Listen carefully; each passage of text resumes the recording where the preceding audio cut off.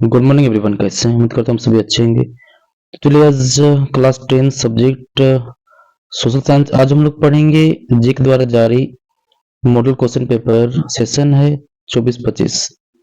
जो सेशन कितना है 24-25, यहाँ पे जेक ने एक मॉडल क्वेश्चन पेपर यहाँ पे जारी करा है एसएसटी का। तो इसमें जो सेक्शन ए में जो 1 से लेकर जो 30 तक जो ऑब्जेक्टिव क्वेश्चन यहाँ पे दिया गया है, सारे क्वेश्चन को सोल्व करेंगे। ये आप देख रहे हैं कुछ यहाँ पे जो इंस्ट्रक्शन यहाँ पे दे रखा है, देखिए यहाँ पे एग्जाम का कितना, यहाँ पे फुल मार्क कितना, यहाँ पे 80 मार्क्स है। टाइम यहाँ पे कितना दिया जाएगा, यहाँ पे 3 आवर। क्लास यहाँ पे देख पा 10th है। तो यहाँ पे जो इम्पोर्टेंट जो इंस्ट्रक्शन है पहले यहाँ पे देख लीजिए। तो फर्स्ट में जो यहाँ पे देखिए इंस्ट्रक्शन यहाँ पे क्या दे रखा है कि ऑल क्वेश्चन आर कंपल्सरी, सभी प्रश्न के अनिवार्य। इसमें टोटल नंबर ऑफ क्वेश्चन यहाँ पे कितना दे रखा है, 52 है। Question number 1 to 30 are multiple choice question, यानी 1 से लेकर 30 तक है आपका ऑब्जेक्टिव क्वेश्चन है यहाँ पे। तो जो आज का जो वीडियो है इसमें हम लोग 1 से लेकर जो 30 तक जो ऑब्जेक्टिव क्वेश्चन यहाँ पे दिया गया है, सारे क्वेश्चन को हम लोग सोल्व करेंगे। नेक्स्ट वीडियो में हम लोग सेक्शन बी में जो शॉर्ट आंसर है उसके बाद फिर लॉन्ग आंसर करेंगे हम लोग। लेकिन जो आज का जो सेशन है इसमें हम लोग ओनली मल्टीपल चॉइस क्वेश्चन यानी 1 से लेकर कितना तक करेंगे, हम लोग 30 तक करेंगे। ओके, तो यहाँ पे देखिए क्वेश्चन नंबर 1 बोला कि फ्रांसीसी क्रांति का नेता कौन था, बताना है आपको। तो इस क्वेश्चन का आंसर क्या होगा? इस क्वेश्चन का आंसर होगा ऑप्शन नंबर ए, नेपोलियन बोनापार्ट। यानी जो फ्रांसीसी क्रांति है उसका नेता का क्या नाम था, नेपोलियन बोनापार्ट। और ये कब हुआ था? ये हुआ था 1789 ईस्वी को हुआ था। ये क्रांति होने के बाद, जो फ्रांसीसी क्रांति होने के बाद इसका जो उत्तराधिकारी किसको माना जाता है? इसका जो उत्तराधिकारी यानी किसको घोषित किया गया था? नेपोलियन बोनापार्ट को। यानी इसका आंसर क्या होगा? फ्रांसीसी क्रांति का जो नेता का क्या नाम था? Napoleon Bonaparte. Question number 2, question बोले कि फ्रांसीसी क्रांति की मुख्य विशेषता क्या थी, बताना है। जिसकी कुछ मुख्य विशेषता थी, तो जो मुख्य विशेषता क्या है? राजतंत्र का स्थापना, तो ये नहीं था विशेषता। साम्राज्यवाद का अंत, ये भी विशेषता नहीं था। साम्राज्यवाद का उदय भी विशेषता नहीं था। तो कौन सा, यानी ऑप्शन नंबर क्या होगा? डी इस क्वेश्चन का सही आंसर होगा, यानी लोकतंत्र का उदय। यानी जो फ्रांसीसी क्रांति का जो मुख्य विशेषता क्या थी, वो था लोकतंत्र का क्या था, वो उदय था। क्वेश्चन नंबर 3, क्वेश्चन नंबर 3 बताना है कि भारत में असहयोग आंदोलन के नेता कौन थे, बताना है कि ये जो आंदोलन था असहयोग आंदोलन, ये किसके द्वारा शुरू किया गया था? ये किया गया था महात्मा गांधी के द्वारा। किसके द्वारा शुरू किया गया था? ये महात्मा गांधी के द्वारा किया गया था। कब किया गया था? ये 1920 में महात्मा गांधी के द्वारा ये जो आंदोलन था असहयोग आंदोलन, महात्मा गांधी के द्वारा कब किया गया था? 1920 ईस्वी को। Next question number 4, question number 4 बताना है कि भारतीय राष्ट्रीय कांग्रेस की स्थापना किसने करी थी। तो ये जो भारतीय राष्ट्रीय कांग्रेस की स्थापना किसने किया था? ये किया था ए ओ ह्यूम। क्या, कौन किया था? ए ओ ह्यूम, यानी ऑप्शन नंबर सी यहाँ पे दे रखा, देखिए ए ओ, क्या नाम है इसका? A O Hume, Allan Octavian Hume, ये भारतीय राष्ट्रीय कांग्रेस का स्थापना किया था। Next question number 5, question number 5 बोल रहा है कि जो द्वितीय विश्व युद्ध का मुख्य कारण क्या था, बताना है कि जो द्वितीय विश्व युद्ध हुआ तो उसका मुख्य कारण क्या था। ऑप्शन ए है कि नाजी जर्मनी के उदय। ऑप्शन बी है जर्मनी द्वारा पोलैंड पर आक्रमण। ऑप्शन सी है कि ब्रिटेन और फ्रांस द्वारा अपनाई गई समझौतावादी नीति। या फिर ऑप्शन डी है कि जापान का पर्ल हार्बर पर हमला। तो इस क्वेश्चन का सही आंसर क्या होगा? इस क्वेश्चन का सही आंसर होगा ऑप्शन नंबर बी, जर्मनी द्वारा पोलैंड पर आक्रमण। यानी क्या करा था कि जो जर्मनी क्या करा था, पोलैंड पर क्या किया था? आक्रमण किया था। और इसी से किस क्या हुआ था, यहाँ पे द्वितीय विश्व युद्ध क्या हुआ था? शुरू हुआ था। Next question number 6,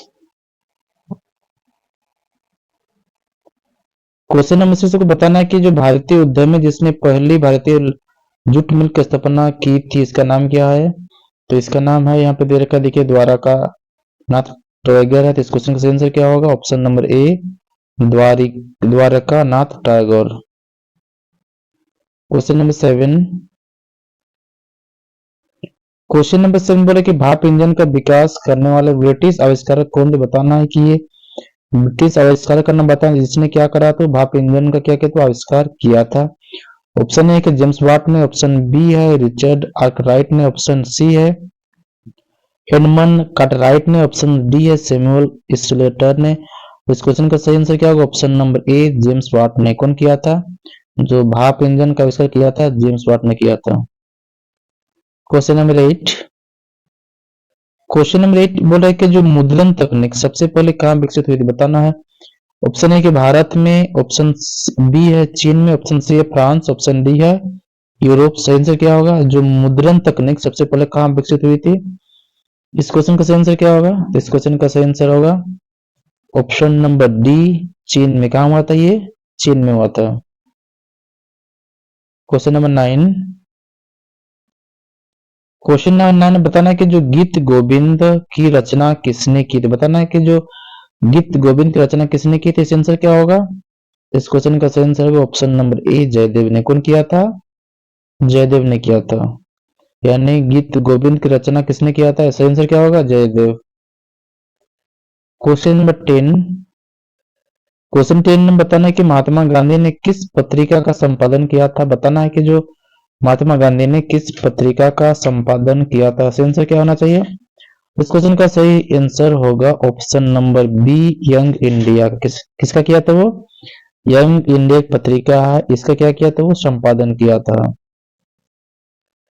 question number 11, question number 11 पर के भारत छोड़ो आंदोलन कब हुआ था। बताना है कि तो भारत छोड़ो आंदोलन कब शुरुआत हुआ था। ये हुआ था 1942। कौन सा ऑप्शन में दे रखा है? देखिए 1942 यानी 1942। तो 1942 ऑप्शन नंबर ए। इस क्वेश्चन का सही आंसर क्या होगा? 1942 में क्या हुआ था? भारत छोड़ो आंदोलन का क्या हुआ था? वहां पे शुरुआत हुआ था। Next question number 12, question number 12 बताना है कि जो बाघ परियोजना की शुरुआत कब हुई थी। बताना है कि जो बाघ परियोजना की शुरुआत कब हुई थी। सही आंसर करिए। 1951 है, 1973 है, 1993 सॉरी 1993 है, या फिर 2009 में। तो इसका सही आंसर क्या होगा? इस क्वेश्चन का सही आंसर होगा ऑप्शन नंबर बी। कब होगा? 1973 में। क्या किया गया था इसमें? बाघ परियोजना का शुरुआत हुई थी। Next question number 13, question number 30 यहाँ पे बोला है कि किस प्रकार की मिट्टी में कंकड़ की मात्रा सबसे अधिक होती है। बताना है कि जो कंकड़ की मात्रा अधिक होती है क्यों, कौन सा मिट्टी में होती है। ऑप्शन दे रखा है कि खादर मिट्टी, ऑप्शन बी है कि बांगर मिट्टी, ऑप्शन सी है लाल मिट्टी, या फिर ऑप्शन डी है लेटराइट मिट्टी। सही आंसर क्या होगा इस क्वेश्चन का? इस क्वेश्चन का सही आंसर होगा जो कंकड़ की मात्रा सबसे अधिक किसमें पाया जाता है। तो कंकड़ की मात्रा सबसे अधिक होती है बांगर मिट्टी में। किसमें होता है वो? बांगर मिट्टी में। ऑप्शन नंबर बी क्या दे रखा है? देखिए बांगर मिट्टी। क्वेश्चन नंबर 14 बोल है कि काली मिर्च किस नाम से जाना जाता है। बताना है कि जो काली मृदा किस नाम से जाना जाता है। ऑप्शन है कि जलोढ़ मिट्टी। फिर नेक्स्ट बढ़ते हैं ऑप्शन में। ऑप्शन बी है केवादर मिट्टी, ऑप्शन सी है रेगुर मिट्टी, या फिर ऑप्शन डी है बांगर मिट्टी। सही आंसर क्या होना चाहिए? इस क्वेश्चन का सही आंसर होगा ऑप्शन नंबर सी रेगुर। क्या कौन सी मिट्टी होता है वो? रेगुर मिट्टी। क्वेश्चन 15, सुंदरवन राष्ट्रीय पार्क किस राज्य में है। बताना है कि जो ये सुंदरवन राष्ट्रीय पार्क किस राज्य में है। बताना बहुत आसान सा क्वेश्चन है। कौन सा सही आंसर होगा? ऑप्शन है कि पश्चिम बंगाल, ऑप्शन बी है असम, ऑप्शन सी है गुजरात, ऑप्शन डी है मेघालय। इस क्वेश्चन का सही आंसर होगा ऑप्शन नंबर ए पश्चिम बंगाल। यानी पश्चिम बंगाल में क्या है? सुंदरवन राष्ट्रीय पार्क है। Next question number 16, question number 16 बोला कि नर्मदा बचाओ आंदोलन किससे संबंधित है। बताना है कि एक नर्मदा बचाओ आंदोलन किससे संबंधित है। आंसर क्या होगा? ऑप्शन नंबर ए कि सरदार सरोवर परियोजना से, ऑप्शन बी है कि भाखड़ा नंगल परियोजना से, ऑप्शन सी है रिहंद परियोजना से, ऑप्शन डी है टिहरी परियोजना से। तो इस क्वेश्चन का सही आंसर क्या होगा? इस क्वेश्चन का सही आंसर होगा ऑप्शन नंबर ए सरदार सरोवर परियोजना से संबंधित क्या है वो? नर्मदा बचाओ आंदोलन। Next question number 17, question number 17 आपको बताना है कि जल किस प्रकार का संसाधन है। तो ऑप्शन है कि अनवीकरणीय संसाधन है, ऑप्शन बी है कृत्रिम संसाधन, ऑप्शन सी है नवीकरणीय संसाधन, या फिर ऑप्शन डी है इनमें से कोई नहीं। तो जल क्या संसाधन है, किस प्रकार का संसाधन है बताइए। तो जल है नवीकरणीय संसाधन। क्या है वो, नवीकरणीय संसाधन। और नवीकरणीय किसको बोलते हैं हम लोग, जिसको हम लोग पुनः क्या कर सकते हैं, उसको सृजित कर सकते हैं। खत्म नहीं होने वाले संसाधन क्या कहते हैं हम लोग, नवीकरणीय संसाधन। तो जल क्या एक प्रकार का नवीकरणीय संसाधन है। क्वेश्चन नंबर 18, क्वेश्चन नंबर 18 को बताना है कि श्रीलंका का राजकीय धर्म क्या है। बताना है कि जो श्रीलंका है, श्रीलंका का राजकीय धर्म क्या है। ऑप्शन है कि इस्लाम, ऑप्शन बी है हिंदू, ऑप्शन सी है ईसाई, ऑप्शन डी है बौद्ध धर्म। तो बताना है कि श्रीलंका का राजकीय धर्म क्या है। तो इस क्वेश्चन का सही आंसर होगा ऑप्शन नंबर डी बौद्ध धर्म। क्या है सही आंसर, बौद्ध धर्म। नेक्स्ट क्वेश्चन नंबर 19, बताना है कि बेल्जियम में डचों की आबादी कितनी प्रतिशत है। बताना है कि जो बेल्जियम में डच की आबादी कितनी प्रतिशत है। सही आंसर क्या होना चाहिए, इस क्वेश्चन का सही आंसर होगा 59%। कितना होता है 59%। और ये कौन सा ऑप्शन में दे रखा है, देखिए ये दे रखा है ऑप्शन नंबर सी में। क्वेश्चन नंबर 20, ओके, बताना है कि निम्नलिखित में से कौन सी शक्ति केवल केंद्र के पास होती है। बताना है कि कौन सी शक्ति केवल केंद्र के पास है। ऑप्शन ए कि शिक्षा, ऑप्शन बी है रक्षा, ऑप्शन सी है कृषि, या फिर ऑप्शन डी है स्वास्थ्य। बताइए इस क्वेश्चन का सही आंसर क्या होना चाहिए। इस क्वेश्चन का सही आंसर होगा ऑप्शन नंबर बी रक्षा। रक्षा क्या होता है, रक्षा जो शक्ति है किसके पास होती है, केवल केंद्र के पास है। सही आंसर क्या होगा 20 का ऑप्शन नंबर बी रक्षा। Next question number 21, question number 20 बताना है कि बी केंद्रीकरण क्या है। बताना है कि बी केंद्रीकरण क्या होता है। ऑप्शन ए यहाँ पे दे रखा है, देखिए एक हाथ में शक्ति का केंद्रीकरण, ऑप्शन बी है स्थानीय सरकारों की शक्ति का वितरण, ऑप्शन सी है केंद्र से राज्य की शक्ति का हस्तांतरण, ऑप्शन डी स्थानीय सरकारों की शक्ति को कर करना। बताइए सही आंसर क्या होना चाहिए। तो इस क्वेश्चन का सही आंसर क्या होगा बताइए, फटाफट आंसर करिए क्या होगा सही आंसर। तो इस क्वेश्चन का सही आंसर होगा ऑप्शन नंबर सी केंद्र से राज्य की शक्ति का हस्तांतरण। क्या बोलते हैं उसको हम लोग, विकेंद्रीकरण कहते हैं। Next question number 22, question number 22 क्या बोला, देखिए कि भारत के जो पूर्व उत्तर राज्य है, इस बताना है कि द्वारा अधिक स्वायत्तता की मांग का मुख्य कारण क्या है। बताना है जो पूर्वोत्तर राज्य है उन लोग को मांग का मुख्य कारण क्या है, आर्थिक पिछड़ापन है, सांस्कृतिक और भाषाई अंतर है, ऐतिहासिक कारण है, या फिर भौगोलिक स्थिति। बताइए सही आंसर क्या होना चाहिए इस क्वेश्चन का। तो इस क्वेश्चन का सही आंसर होगा ऑप्शन नंबर बी सांस्कृतिक और क्या होगा भाषाई अंतर। यानी जो सांस्कृतिक और जो भाषा क्या है अंतर के कारण क्या है, तो उन लोग क्या मांग कर रहे हैं, स्वायत्त की मांग का मुख्य कारण नहीं है कि उन लोगों को संस्कृति और क्या भाषा बहुत अलग है। Next question number 23, question number 23 बताना है कि एक लोकतांत्रिक सरकार की मुख्य विशेषता क्या। बताना है कि जो लोकतांत्रिक सरकार का मुख्य विशेषता क्या। सही आंसर क्या होना चाहिए इस क्वेश्चन का। तो इस क्वेश्चन का सही आंसर देखिए ऑप्शन यहाँ पे देखते हैं कौन सा ऑप्शन यहाँ पे आंसर होगा। ऑप्शन ए है कि शक्ति का केंद्रीकरण, ऑप्शन बी है शक्तियों का पृथक्करण, ऑप्शन सी है व्यक्तिगत अधिकारों का संरक्षण, या फिर उपरोक्त सही। इस क्वेश्चन का सही आंसर क्या होगा, इस क्वेश्चन का सही आंसर होगा उपरोक्त सभी, यानी इसमें ऑल ऑफ दीज यानी सभी के सभी क्या होंगे सही होगा। नेक्स्ट क्वेश्चन में बढ़ते हैं, क्वेश्चन नंबर 24, क्वेश्चन नंबर 24 देखिए यहाँ पे कि निम्नलिखित में से कौन भारतीय संविधान का एक प्रावधान है जिसका उद्देश्य लिंग समानता को बढ़ावा देना है। बताना सही आंसर करिए क्या सही आंसर हो सकता है इसका। इस क्वेश्चन का सही आंसर होगा ऑप्शन नंबर बी अनुच्छेद कितना का बात कर रहे हो 15 का। यानी अनुच्छेद 15 के अनुसार क्या है कि उसका मेन उद्देश्य क्या है कि लिंग समानता को बढ़ावा देना, यानी लिंग में क्या होगा लिंग के आधार पर भेदभाव नहीं कर सकते अनुच्छेद 15 के अनुसार। क्वेश्चन नंबर 25, क्वेश्चन नंबर 25 यहाँ पे देखो क्वेश्चन नंबर 25 क्या बोल रहा है कि भारत किस प्रकार का राज्य। बताना है कि ऑप्शन है कि संप्रभुत्व और लोकतांत्रिक है। ऑप्शन बी के धर्मनिरपेक्ष और संघीय। ऑप्शन सी के संप्रभुत्व, लोकतांत्रिक, धर्मनिरपेक्ष और संघीय। ऑप्शन डी है राजतंत्र और अधिनायकवादी। सही आंसर क्या होना चाहिए इस क्वेश्चन का? तो इस क्वेश्चन का सही आंसर होगा, इस क्वेश्चन का सही ऑप्शन नंबर सी क्या होगा? जो भारत किस प्रकार का राज्य वो है संप्रभुत्व है, लोकतांत्रिक भी है, धर्मनिरपेक्ष और संघीय। इस क्वेश्चन का सही ऑप्शन नंबर सी इस क्वेश्चन का सही आंसर होगा। क्वेश्चन नंबर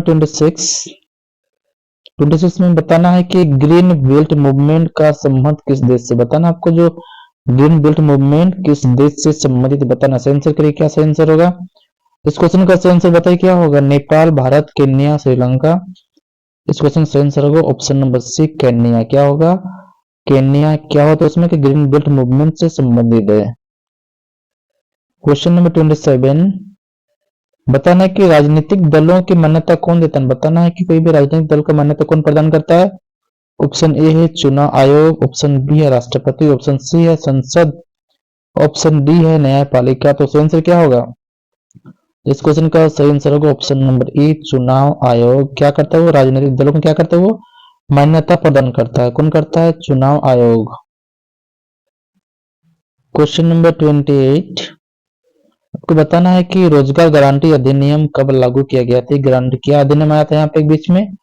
रोजगार गारंटी अधिनियम कब लागू किया गया था? सही आंसर क्या होगा इस क्वेश्चन का? सही आंसर होगा ऑप्शन नंबर ए 2005। यानी क्या हुआ था कि 2005 में क्या हुआ था? 2005 में हुआ था कि रोजगार गारंटी अधिनियम क्या होता है लागू किया गया था।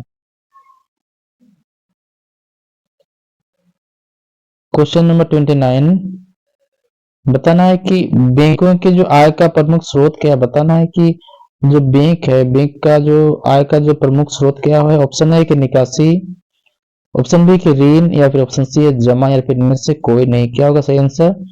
तो इस क्वेश्चन का सही आंसर होगा ऑप्शन नंबर बी ऋण। क्या होगा?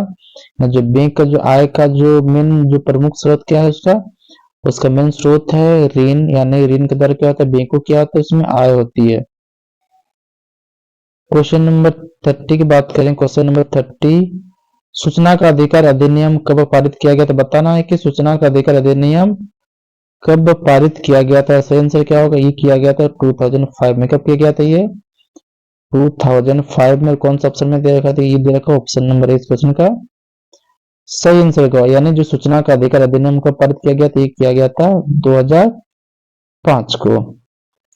तो ये जो आज का सेशन का 1 से लेकर 30 जो ऑब्जेक्टिव क्वेश्चन था आज कंप्लीट हुआ। नेक्स्ट वीडियो में हम लोग क्या कर उसमें जो शॉर्ट आंसर है उसको हम लोग करेंगे। उम्मीद करता हूँ जो आज का वीडियो आप लोग को पसंद आया होगा। पसंद आया तो अपना श्रद्धा चैनल को लाइक, कमेंट और सब्सक्राइब कर सकते हैं। वीडियो के अंत तक बने रहने के लिए आपको बहुत बहुत धन्यवाद। आपका दिन शुभ हो। जय हिंद, जय भारत।